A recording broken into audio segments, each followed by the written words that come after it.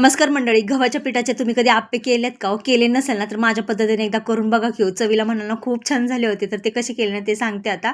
2 वाटी मी गव्हाचं पीठ घेतलं, अर्धी वाटी ना रवा घेतला आणि थोडं-थोडं पाणी टाकून हे छान असं मिक्स करून घेतलं आणि 10 मिनिटं असं झाकून ठेवलं आणि एकीकडे पॅन ठेवला. पॅनमध्ये तेल टाकलं. तेल गरम झालं ते जिरे, मोहरी आणि 1 चमचा ना उडदाची डाळ टाकलेली, बारीक चिरलेला कांदा, खिसलेलं गाजर, खिसलेलं बीट आणि टोमॅटो बारीक चिरलेल्या ना 4 हिरव्या मिरच्या टाकलेल्या. त्याला छान असं हलवून घ्यायचं.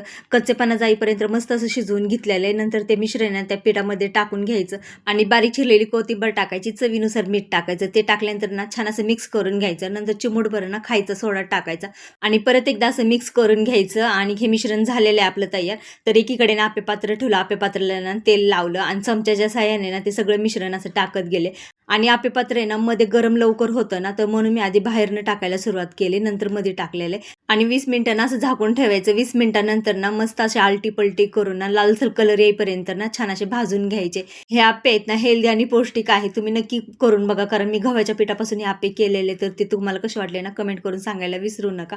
मी ही दुसरी बॅच पण करून घेतलेली आहे आणि घरी पाहुणे वगैरे आले ना, तर आपण नेहमी त्यांना उपमा, पोहे करून देतो. तर ही गव्हाच्या पिठापासून हे आप्पे तुम्ही त्यांना करून जरूर द्या, कारण चवीला म्हणाल तर अप्रतिम झाले होते आणि करायला अगदी सोपे आहेत. आणि पुन्हा भेटूया अशा नवीन रेसिपीसोबत. तोपर्यंत बाय.